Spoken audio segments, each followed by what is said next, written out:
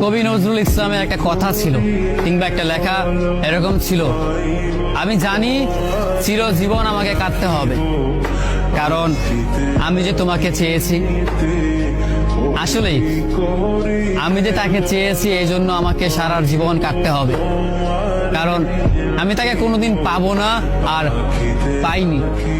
পাইনি বলেই আমার কান্না করতে হয়। তাকে আমি প্রচন্ড ভালোবাসি বলেই আমার কান্নাটা আসে, তাকে আমি আমার করে পাইনি বলেই আমার কষ্টটা হয়। কবি নজরুল ইসলামের লেখাটা খুব দারুণ ছিল। আসলেই তাকে পাইনি বলে আমাকে সারা জীবন কান্না করতে হবে।